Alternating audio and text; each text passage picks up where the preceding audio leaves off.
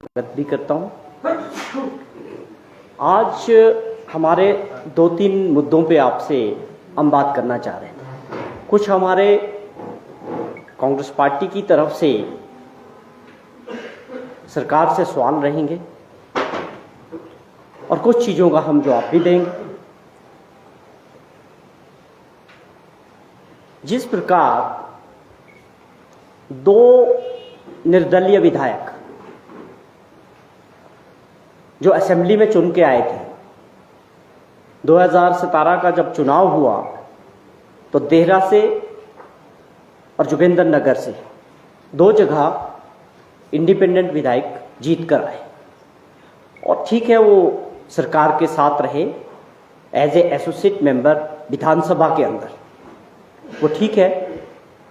लेकिन कांग्रेस पार्टी का एक सवाल है कि आज आप माननीय मुख्यमंत्री जी ने, भारतीय जनता पार्टी ने जिस प्रकार उनकी एंट्री भाजपा में कराई उन 2 चुने हुए विधायकों की, उस पे हमारा सवाल है, क्या वो सही था? इसमें नियमों का पालन हुआ? क्या मुख्यमंत्री जी को ज्ञात नहीं है कि देश के अंदर कानून है, एंटी डिफेक्शन लॉ? क्या वो उनकी जिम्मेवारी नहीं है इतनी बड़ी पोस्ट पे बैठ के? एक मुख्यमंत्री को ज्ञान नहीं है इस बात का? या वो प्रदेश की जनता को या देश के कानून के प्रति सम्मान नहीं रखते हैं? और उन लोगों को भी जो चुन के आए थे, प्रदेश की जनता ने, उनके इलाके की जनता ने उनको चुन के भेजा था। अगर ये कानून एग्जिस्ट करता है तो वो मेरा सवाल है कि वो कानून किसके लिए?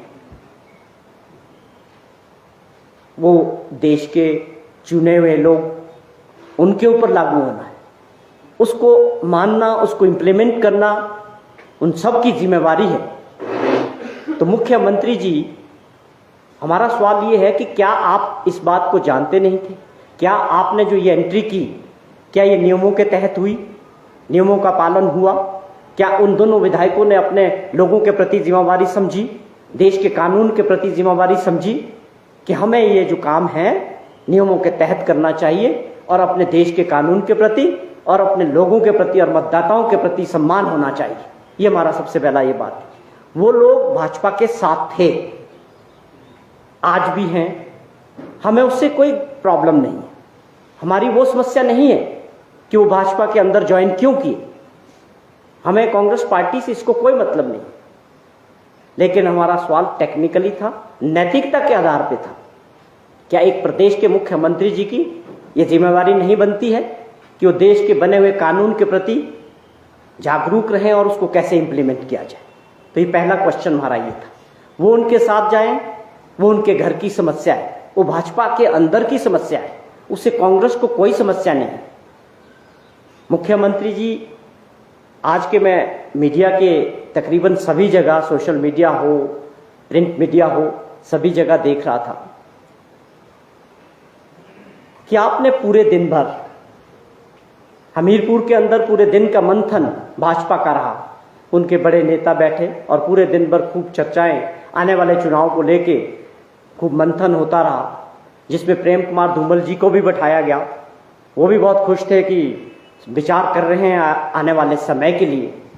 वो पार्टी का, भाजपा का अपना मामला था।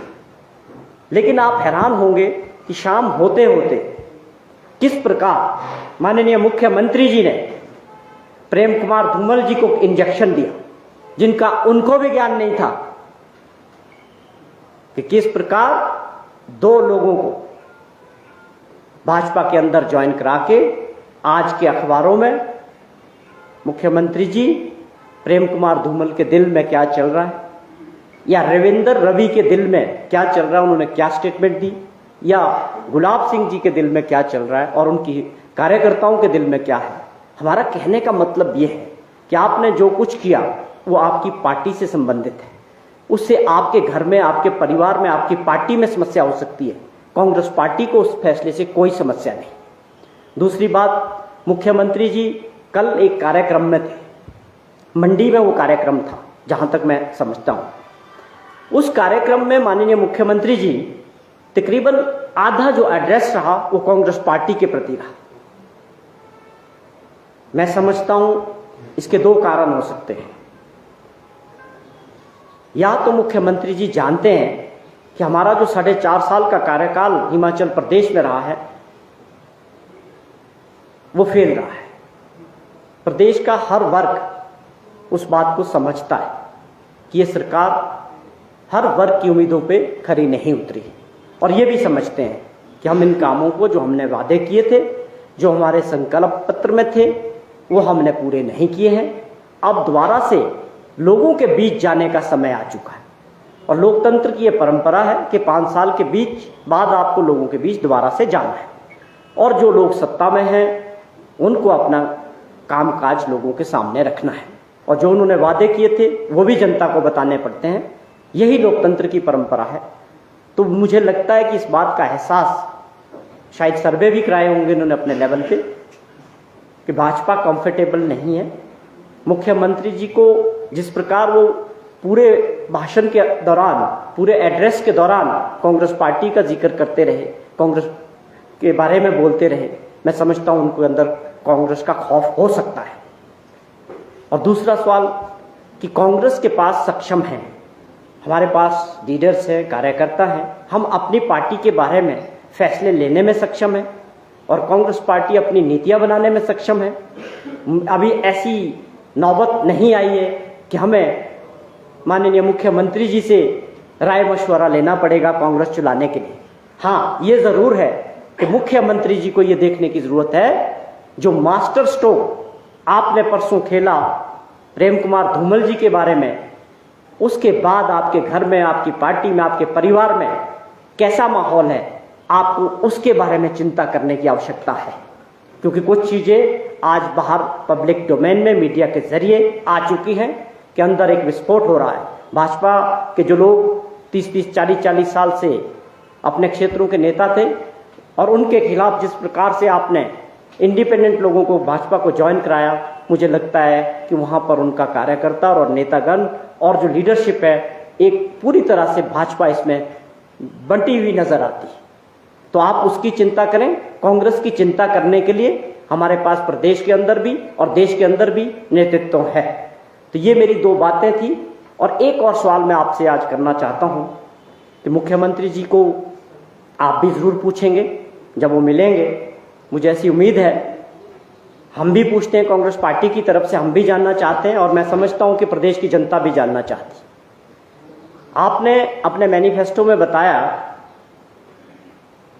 कि हम बच्चों को लैपटॉप बांटेंगे, और ये लैपटॉप जो कल बंटने शुरू हुए, ये आज से 4 साल या 5 साल पहले लोगों को, बच्चों को मिलने चाहिए थे। तो हमारा सवाल ये है सरकार से और माननीय मुख्यमंत्री जी से, आप ये बताएं प्रदेश की जनता को, आप इसको अपनी सरकार की उपलब्धि मानते हैं कि 5 साल का और 4 साल का डिले, या इसके पीछे आपकी पार्टी की कोई और मंशा थी कि हो सकता है ये स्कूल के बच्चे तब तक वोटर बन जाएंगे, तब हम इनको वोट के टाइम में जो है, इलेक्शन के टाइम में ये देंगे, तब तक ये वोटर हो चुके होंगे। क्या ये मंशा थी? आज जो बच्चा 10th में पढ़ता था वो आज ग्रेजुएशन करके निकल गया, आज उसको ये चीज मिल रही है। आपकी गवर्नेंस क्या है? आप जो बोलते हैं वो 4-5 साल बाद जमीन में दिखा। तो ये एक बड़ा क्वेश्चन था कि क्या ये कारगुजारी है इस सरकार की कि 5-5 साल डिले चल रही योजनाएं, और आज आप पीठ थपथपा रहे हो कि हमने जो है लैपटॉप बांटे। आपने उस चीज पे गौर नहीं किया कि जो काम 4 से 5 साल पहले होना था और हमारी कमिटमेंट थी, वो आज हम 5 साल डिले कर रहे हैं। उसके बारे में मुख्यमंत्री को बताना चाहिए कि आपकी ये उपलब्धि है या आपकी सरकार का ये फेलियर है। तो ये कुछ चंद सवाल है हमारे जो हम सरकार से जानना चाहते हैं, और विपक्ष के नाते हमारा ये काम भी है कि जनता की आवाज के तौर पे हम माननीय मुख्यमंत्री जी से और सरकार से बार बार ये सवाल करते रहेंगे। हम बार बार कहते हैं कि सरकार पूरी तरह से कोई भी फैसले लेती है लोगों तक नहीं पहुंचते।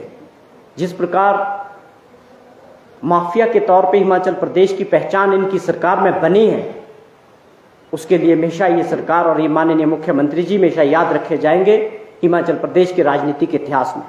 वो आपने बहुत बड़ा काम किया। शराब माफिया आपके टाइम में जन्म लिया, आगे बढ़ा और प्रदेश के 70% क्षेत्र में शराब माफिया काम कर रहा था।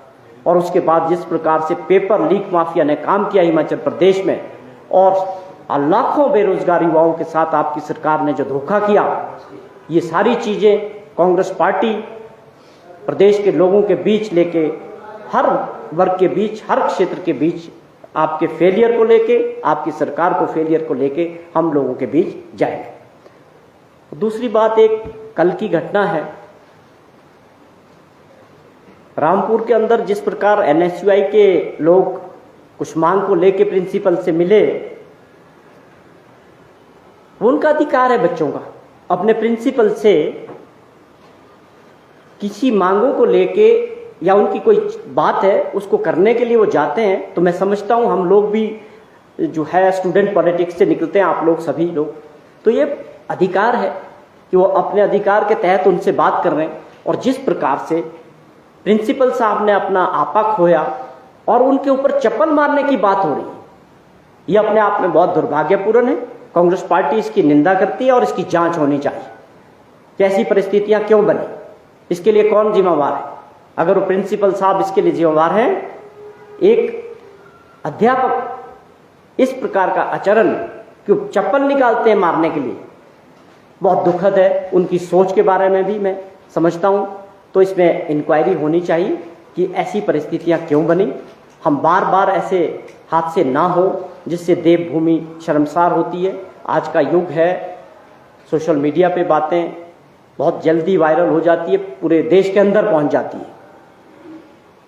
और इसके अलावा एक और छोटा बड़ा इंपॉर्टेंट और छोटा मुद्दा है, और है इंपॉर्टेंट, कि जिस प्रकार से शिमला में समर फेस्टिवल चल रहा था और लास्ट दिन वहां पर जो माहौल था, जिस प्रकार का क्राउड वहां उमड़ा, हजारों के हिसाब से दर्शक शिमला के लोकल भी होंगे और आजकल पर्यटक शिमला में है, गर्मियों का मौसम है, समर फेस्टिवल चल रहा था। लेकिन जो वहाँ जिस प्रकार का माहौल था, मुझे बहुत लोगों ने फ़ोन करके बताया कि पुलिस और एडमिनिस्ट्रेशन का कोई इंतज़ाम नहीं था। हज़ारों की भीड़ में जब धक्का मुक्की हुई, ये ठीक है कि वो हादसा नहीं हुआ, ये अच्छी बात है। हम ये सवाल करते हैं कि बार बार इस सरकार को क्यों याद दिलाना होता है कि आप एक्शन में कब आते हैं? जब हादसा हो जाता है उसके बाद एक्शन में आते हैं। क्या इस सरकार की और प्रशासन की और पुलिस प्रशासन की जिम्मेवारी नहीं है कि वहां पर पुख्ते इंतजाम होना चाहिए था? कितनी सिक्योरिटी होनी चाहिए थी? बैठने का कैसा इंतजाम होना चाहिए था? ये पूरी तरह से हर बार ये फेल होते हैं। जब इनका VIP मूवमेंट होता है उस वक्त सिक्योरिटी भी दिखती है और सब कुछ दिखता है। अरे भैया, आप सरकार चला रहे हो, जनता की सरकार है, जनता के लिए सरकार है। उस जवाबदेही को मुख्यमंत्री और इनकी सरकार नहीं समझ रही कि आपकी जवाबदेही जनता के लिए है लोकतंत्र में, तो आप उसको तो भूल जाते हो। और सुरक्षा की दृष्टि से भी और वैसे भी रिज मैदान के लिए जो माननीय हाईकोर्ट के आदेश है कि वो जो है सिंकिंग जोन में है और कभी भी वहाँ बड़ा हादसा हो सकता है, और हमें वहाँ पर ऐसे फंक्शंस और बड़े क्राउड को नहीं इकट्ठा करना चाहिए जो सबके लिए सेफ होगा। मुझे समझ नहीं आता कि कौन उन आदेशों को पालन कर रहा है। सरकार तो उसकी धज्जियां उड़ा रही है, हजारों लोग इकट्ठे हो रहे हैं। प्राइम मिनिस्टर साहब की रैली की, उसके बाद समर फेस्टिवल में इस तरह का देखने को मिला। मैं ये सवाल है कि चाहती क्या है सरकार, कि हादसा हो जाए? तो ये सारी बातें हैं इस सरकार की कार्यशैली को दर्शाती है कि सरकार बिल्कुल गंभीर नहीं। अपने इलेक्शन के बारे में प्रेपरेशन में सरकार लगी हुई है, वो आप करिए, अपने इलेक्शन की तैयारी करें, आपका संगठन करें, लेकिन सरकार की जिम्मेवारी जो चुनी हुई है 5 साल तक प्रदेश के लोगों के प्रति है। भाजपा अलग है, भाजपा क्या करे हमें उससे कोई लेना देना नहीं। हमारे सवाल सरकार से कि आप पूरी तरह से फेलियर है, किसी भी विषय पे बात करें, आपकी जो जवाबदेही है जनता के प्रति, आप उसके प्रति जागरूक नहीं है, या आप करना नहीं चाहते हैं, या आपके अंदर गंभीरता नहीं है। ये कुछ सवाल थे जो हम आपसे जरिए जो है सरकार से और माननीय मुख्यमंत्री से पूछना चाहते थे। धन्यवाद। आप लोग कोई सवाल पूछना चाहें तो प्लीज।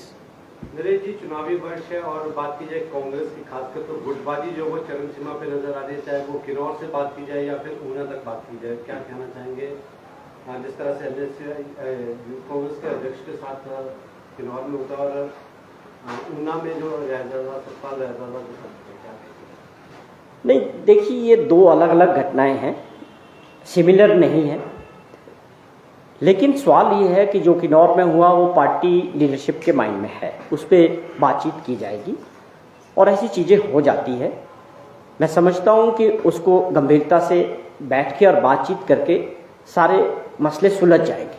तो कोई गंभीर समस्या मुझे नज़र नहीं आती है। जब आप पब्लिक मीटिंग में जाते हैं, कार्यकर्ताओं के अंदर जोश होता है, नारे लगते हैं और एक माहौल जोश का होता है। कई बार ऐसी घटनाएं हर पार्टी में हो जाती हैं, पर इसको कैसे टैकल करना है फ्यूचर में और जो समस्याएं आती है उसका समाधान हमारी लीडरशिप करने में सक्षम है। और मैं दावे से कह सकता हूं कि ये चीज़ें बहुत छोटी और हम इसको सुलझा दें। नरेश जी, एकजुटता की बात हर बात होती है, परंतु पिछले कल के मामले की बात करें, विधायकों की सदस्यता रद्द करने की तो बात कही जा रही है, परंतु सबसे पहले चुनाव प्रचार समिति के अध्यक्ष बयान देते हैं, उसके 10 मिनट बाद ही नेता प्रतिपक्ष का बयान आ जाता है, फिर एक नेता और बयान देते हैं, आज आप पत्रकार वार्ता कर रहे हैं।